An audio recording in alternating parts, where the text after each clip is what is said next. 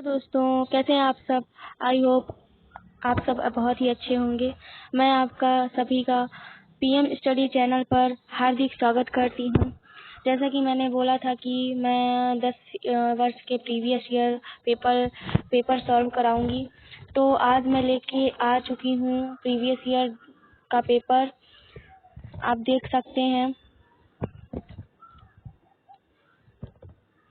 ये मैं 2011 का प्रीवियस ईयर पेपर लेके आई हूँ।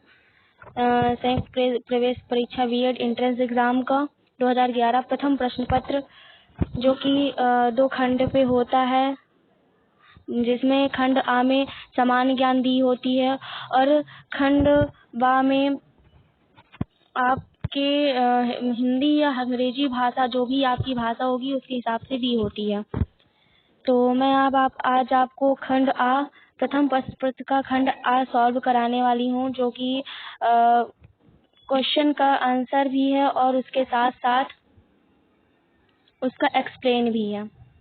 आपको कोई बुक खरीदने की जरूरत नहीं है, मैं आपको यहीं पे सारे क्वेश्चन का आंसर सॉल्व करा दूंगी।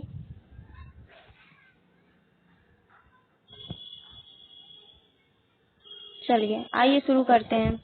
देखिए यहाँ पे 2011 में पहला क्वेश्चन जो आया था, कह रहा है आईसीसी द्वारा आयोजित विश्व कप 2011 में सर्वाधिक रन किसने बनाए थे। पहला सचिन तेंदुलकर, दूसरा तिलक रत्ने दिलशान, सी number Yuvraj Singh, D number Mahendra Singh. इसका आंसर आप यहाँ पे देख भी सकते हैं। इसका आंसर बी नंबर ऑप्शन सही है। इसका आंसर बी नंबर ऑप्शन सही है। चलिए इसका हम एक्सप्लेन देख लेते हैं।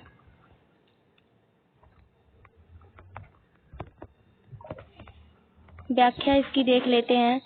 ये 19 फरवरी से 2 अप्रैल 2011 के दौरान भारत, श्रीलंका व बांग्लादेश की संयुक्त मेजबानी में 10वां विश्व कप क्रिकेट टूर्नामेंट आयोजित हुआ। इसमें कुल 14 टीमों ने भाग लिया। इस टूर्नामेंट में श्रीलंका के तिलक रत्ने दिलशान ने 500 रन बनाए, जबकि भारत के तेंदुलकर ने 482 रन बनाए थे। 2015 के विश्व कप में सर्वाधिक रन मार्टिन गुप्टिल न्यूजीलैंड द्वारा 547 रन बनाया गया। अब आप दूसरा क्वेश्चन देख सकते हैं। दूसरा क्वेश्चन कह रहा है 11 मार्च 2011 को आए भयंकर सुनामी में से कौन सा देश प्रभावित था। देखिए आप यहाँ पे 2011 से रिलेटेड क्यों पूछ रहा है, क्योंकि ये 2011 का तो करंट अफेयर्स तो आती ही है, इसलिए सामान्य ज्ञान में वही साप्ताहिक या करंट अफेयर्स आती है, इसलिए उस टाइम पे ये करंट अफेयर्स चल रहा था, इसलिए पूछा गया था। तो दूसरे क्वेश्चन का आंसर यहाँ पे आप देख सकते होंगे। जापान देश प्रभावित था, भयंकर सुनामी आई थी 2011 में। इसका व्याख्या देख लेते हैं। जापान के होंशु द्वीप में अवस्थित फुकुशिमा 11 मार्च 2011 को प्रशांत महासागर में आए सुनामी से पूरी तरह से बर्बाद हो गया।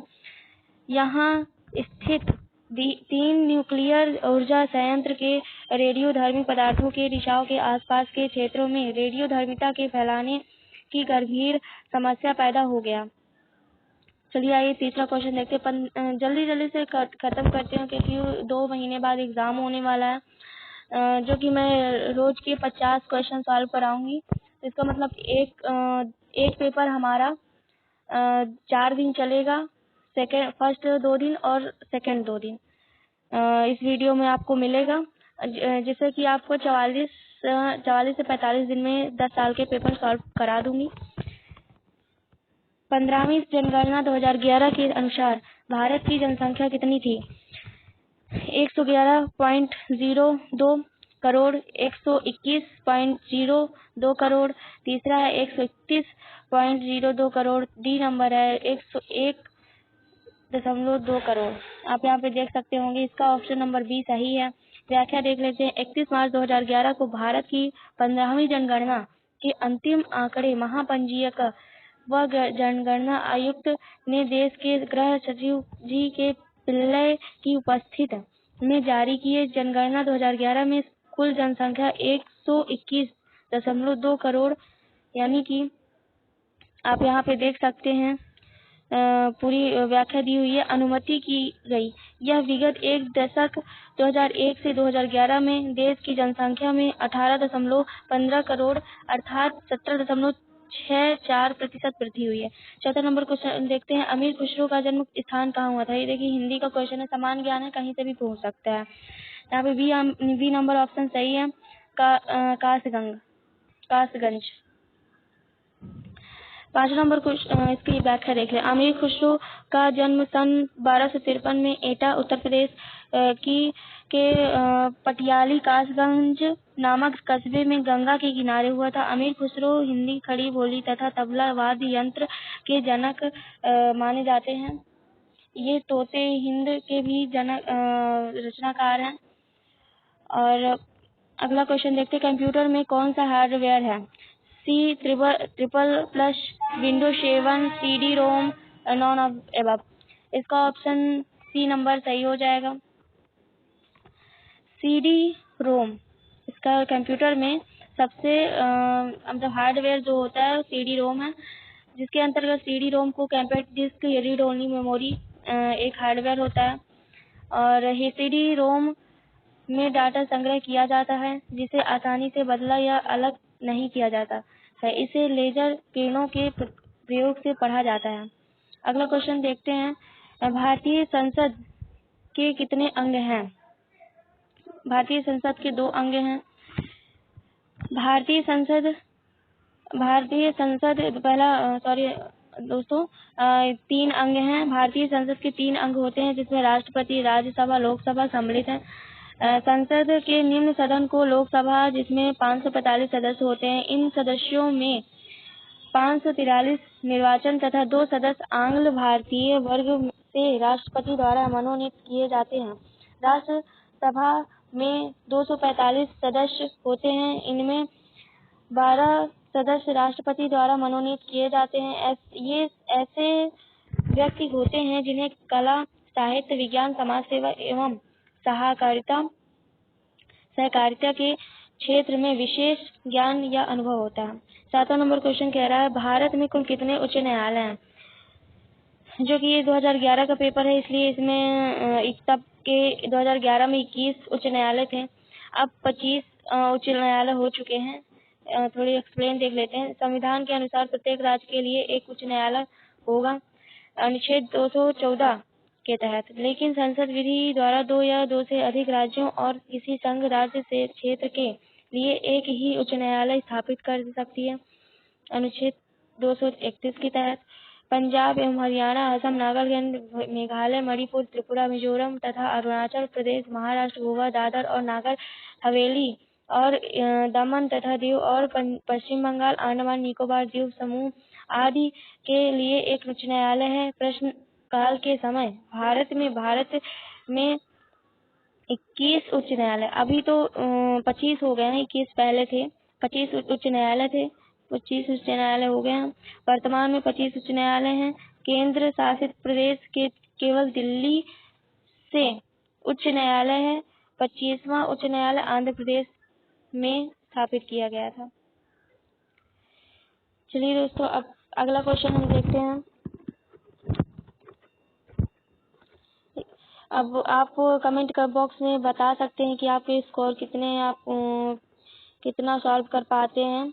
वैसे तो ये सॉल्व पेपर ही है। चलिए, मुख्यमंत्री की नियुक्ति किसके द्वारा की जाती है। ये तो सबको पता होगा। इसे राज्यपाल के द्वारा ही मुख्यमंत्री की नियुक्ति की जाती है। साधारणतः उस व्यक्ति को मुख्यमंत्री नियुक्त किया जाता है जो विधानसभा में बहुमत दल का नेता होता है। मुख्यमंत्री ही शासन का प्रमुख प्रवक्ता है और मंत्रिपरिषदों की बैठकों की अध्यक्षता करता है। मंत्रिपरिषद के निर्णयों को मुख्यमंत्री ही राज्यपाल तक पहुंचाता है।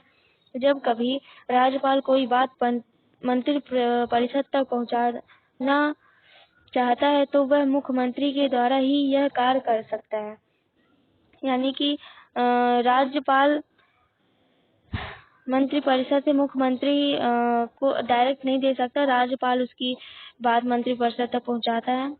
राज्यपाल के सारे अधिकारों का प्रयोग मुख्यमंत्री ही करता है। राष्ट्रीय नोट देख लेते हैं थोड़ी। राष्ट्रीय राजधानी क्षेत्र दिल्ली में चुनाव पश्चात मुख्यमंत्री की नियुक्ति राष्ट्रपति द्वारा होती है और मुख्यमंत्री राष्ट्रपति के प्रति उत्तरदायी होता है। भारत में कितने राज्यों में द्विसदनात्मक विधानमंडल है? तो यहाँ पे ऑप्शन में आप देख सकते हैं बी नंबर सही है, 7 विधानमंडल हैं द्विसदनात्मक। अनुच्छेद 168 के अनुसार देखिए यहाँ पे एक्सप्लेन जो दिया है तो हमको ये भी याद होता जा रहा है कि कौन से अनुच्छेद के अनुसार है। अनुच्छेद 168 के अनुसार प्रत्येक राज्य में एक विधानमंडल होगा जो राज्यपाल तथा कुछ राज्यों के 2 सदनों तथा कुछ राज्यों में एक सदन से मिलकर बनेगा। सदनों के नाम क्रमशः विधानसभा और विधान परिषद होंगे।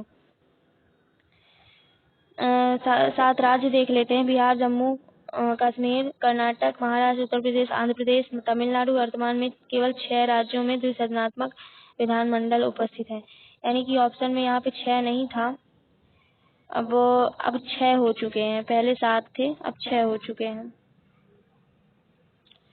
चलिए आइए अगला क्वेश्चन देखते हैं। असम विधानसभा में कितने सदस्य हैं? असम विधानसभा में कितने सदस्य हैं? यहाँ पे ऑप्शन नंबर आप देख सकते हैं बी 126।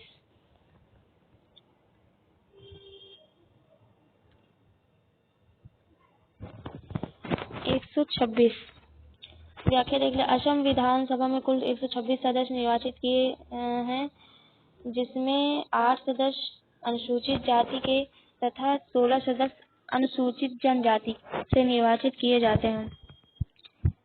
चलिए अगला क्वेश्चन देखते हैं। भारत की राष्ट्रीय आय का प्रमुख स्रोत है?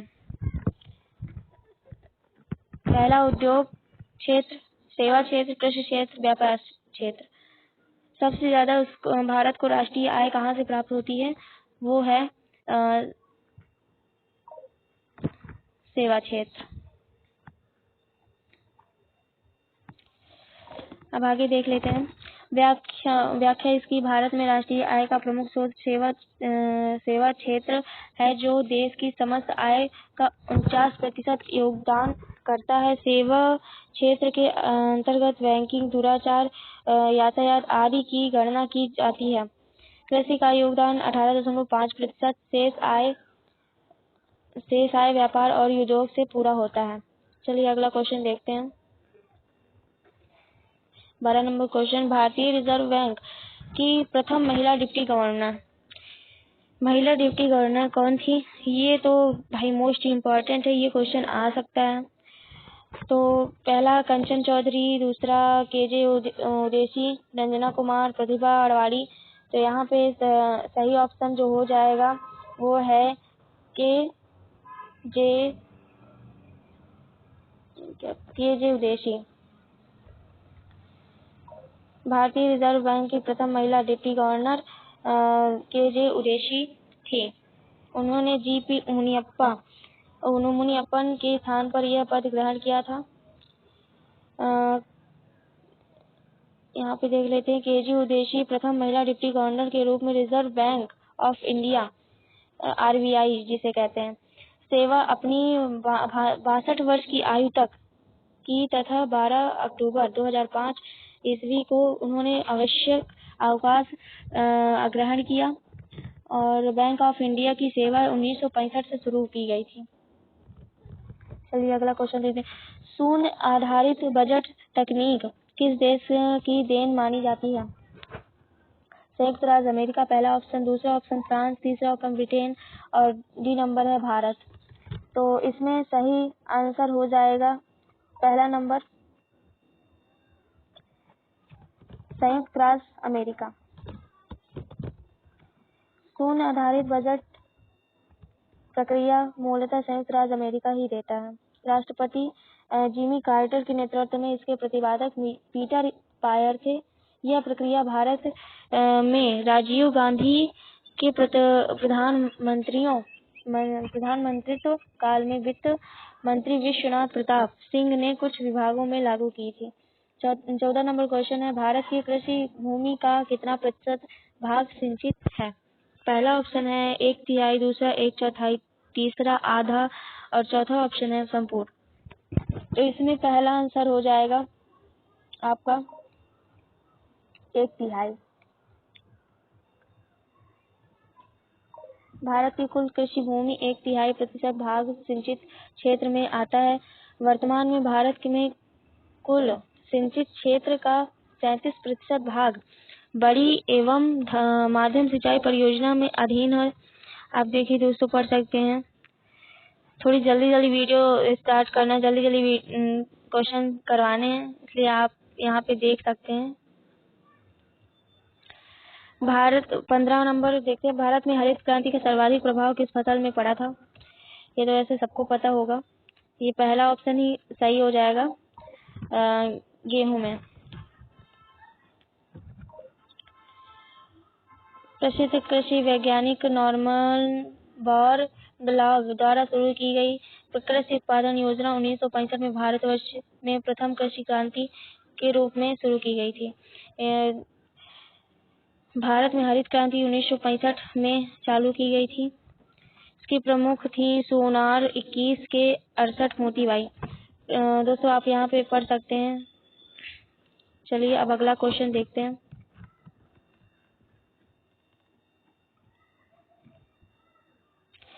वनस्पति विज्ञान के जनक, ये तो भाई सबको पता होगा, साइंस वाले और वैसे नॉर्मली सबको पता होता है। आपको मैं बता दूं, जितने भी बुक्स के रिलेटेड जनक हैं तो वो जरूर आप याद कर लीजिएगा। यहाँ पे देख सकते हैं वनस्पति विज्ञान के जनक कौन है। पहला अरिस्टो, डार्विन, तीसरा थियोफ्रेस्टस और डी नंबर है कैरोलिस नीलियम। तो यहाँ पे सी ऑप्शन सही हो जाएगा, सी नंबर ऑप्शन सही हो जाएगा। वनस्पति विज्ञान तथा प्राणी विज्ञान, जीव विज्ञान की 2 शाखाएं हैं। थियोफ्रेस्टस नामक वनस्पति शास्त्री ने अपनी पुस्तक हिस्टोप्लैंटम में 500 किस्म के पौधों का वर्णन किया था। वनस्पति विज्ञान के पिता कहा जाता है, इसलिए इनको वनस्पति विज्ञान का पिता कहा जाता है। 500 जंतुओं का वर्णन किया था। चलिए, जंतु विज्ञान का जनक भी जनक कहते हैं। अच्छा, ये वनस्पति विज्ञान और जंतु विज्ञान दोनों के जनक हैं। अगला क्वेश्चन देखते हैं। 17 नंबर, मौजूद समय में कंप्यूटर की स्टैंडर्ड इकाई क्या है? मतलब सबसे छोटी इकाई क्या है? तो इसमें आपको पहला मेगाबाइट, दूसरा किलोबाइट, तीसरा गीगाबाइट, डी नंबर बाइट। यहाँ पे मैं आपको समझा दूं, 10,024 से स्टार्ट होती है। पहले बाइट होता है, फिर उसके बाद किलोबाइट होता है, फिर गीगाबाइट होता है, फिर मेगाबाइट होता है, ऐसे करके स्टेप सीरियल होते हैं। कंप्यूटर की स्टैंडर्ड इकाई बाइट है। कुल 8 बिट मिलाकर एक बाइट का निर्माण करती हैं। किसी भी ASCII कैरेक्टर का स्टोर करने के लिए 1 बाइट खर्च होता है।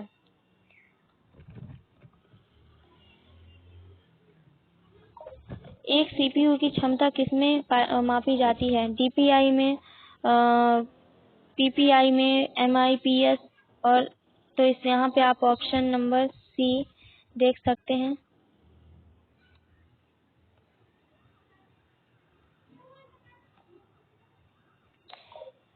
एक कंप्यूटर की 4 इकाइयाँ होती हैं। निवेश, जो हिंदी में इंग्लिश में इनपुट कहते हैं, केंद्रीय संसाधन इकाई सेंट्रल प्रोसेसिंग यूनिट, वाह स्मृति इकाई एक्सटर्नल मेमोरी यूनिट और चौथी है निर्गम इकाई आउटपुट यूनिट। डेटा को कंप्यूटर में इनपुट यूनिट के द्वारा प्रविष्ट किया जाता है। सेंट्रल प्रोसेसिंग यूनिट द्वारा आवश्यकता अनुसार एक्सटर्नल मेमोरी यूनिट के सहयोग से डेटा को व्यवस्थित तथा संसाधित किया जाता है। अंत में आउटपुट यूनिट द्वारा उन्हें डेटा या इंफॉर्मेशन के रूप में निर्गत किया जाता है।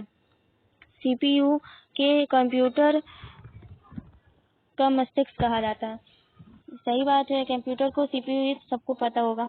CPU को माइक्रो प्रोसेसर भी कहा जाता है क्योंकि वो सारा प्रोसेसर करता है। CPU की क्षमता MIPS यानी मेगा इंस्ट्रक्शंस पर सेकेंड से मापी जाती है।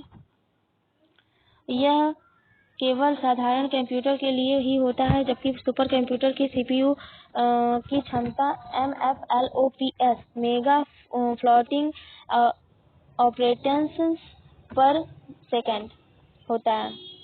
अगला क्वेश्चन देखते हैं 19 नंबर। हरदयाल बाबा हरनाम सिंह टुंडीलाट, बाबा सोहन सिंह भकना और गुरजीत सिंह जुड़े थे कहाँ के? इंडिया इंडिपेंडेंस लीग से, नौजवान भारत सभा से, गदर आंदोलन से, अकाली आंदोलन से। यानी ये जो नाम दिए हैं बाबा हरनाम, बाबा सोहन और गुरजीत सिंह, ये किस लीग से जुड़े हुए थे, किस आंदोलन से? तो यहाँ पे आप देख सकते हैं सी नंबर सही है, गदर आंदोलन।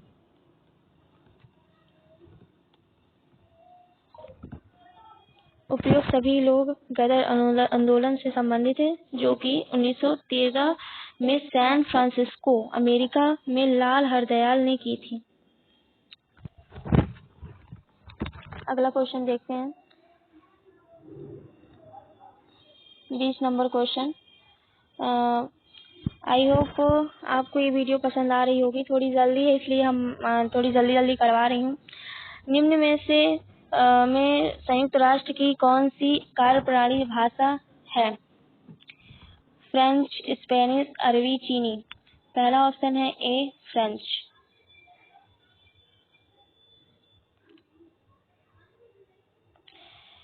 संयुक्त राष्ट्र संघ की भाषाएं कार्य करने वाली भाषा दो है, अंग्रेजी और फ्रेंच। अन्य भाषाएं जिन्हें राष्ट्र संघ की मान्यता प्राप्त है चीनी, रशियन, अरबी तथा स्पेनिश।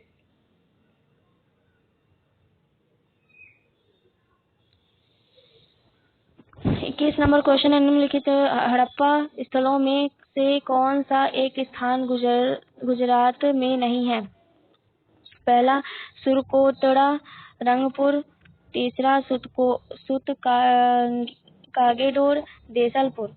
इसमें सी नंबर ऑप्शन आपका सही हो जाएगा।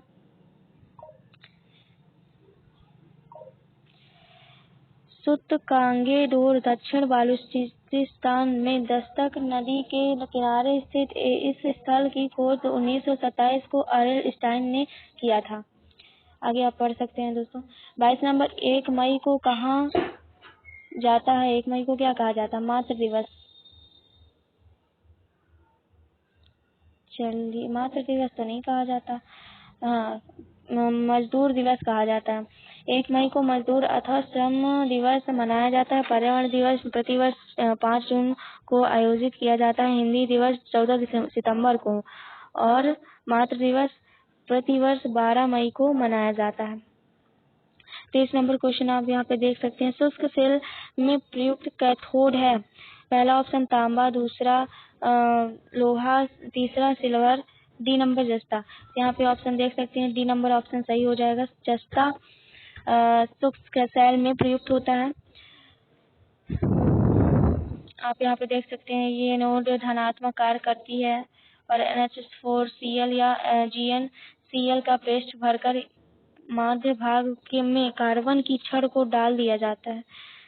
ठीक है। बर्मा का नया नाम क्या है? Rangoon, Yangon, Myanmar, Kampuchea. यहाँ पे ऑप्शन नंबर सी है, यानी म्यांमार का पुराना नाम बर्मा था। दक्षिण पूर्व एशियाई देश बर्मा का नाम पुर्तगाली भाषा से लिया गया था, जो बर्मीज से बर्मा बना था, जिसका प्रयोग ब्रिटिश काल में लेकर 1989 तक होता रहा है। 21 जून 1989 में एक संशोधन लाकर बर्मा की जुंटा सैनिक सरकार ने बर्मा का नाम म्यांमार कर दिया और वहां की राजधानी रंगून का नाम बदलकर यंगून कर दिया। चलिए, यहाँ पे पता चल रहा है म्यांमार की राजधानी यंगून भी है। 25 नंबर क्वेश्चन आप देख सकते हैं। निम्नलिखित में से किसको एम्पायर सिटी कहते हैं? न्यूयॉर्क, रोम, एबरडीन, वाशिंगटन। यहाँ पे ये इम्पोर्टेंट क्वेश्चन है। वैसे यहाँ पे ऑप्शन देखिए, एम्पायर सिटी न्यूयॉर्क को कहा जाता है। अमेरिका में सबसे सुंदर शहर है, जिसे अपनी धनाढ्यता और प्रकृति स्रोतों का कारण प्रकृति स्रोत की वजह से ये बहुत ही सुंदर शहर बना हुआ है, इसलिए इसे एम्पायर स्टेट या एम्पायर सिटी के नाम से जाना जाता है। सो आप वीडियो देखने के लिए बहुत बहुत धन्यवाद। अगर पसंद आई हो तो आप अपने दोस्तों को बता सकते हैं जो बीएड एंट्रेंस एग्ज़ाम 2022 को क्वालिफाई करना चाहते हैं। यहाँ पे प्रीवियस ईयर पेपर सॉल्व कराए जा रहे हैं और यहाँ पे मैं जल्दी थोड़ी करवा रही हूँ क्योंकि कल पेपर भी है। अभी थोड़ी से एग्ज़ाम चल रहे थे ग्रेजुएशन के, अब इसलिए मैंने 2 महीने में ही जल्द से जल्द पूरा करवाने के लिए बोली हूँ।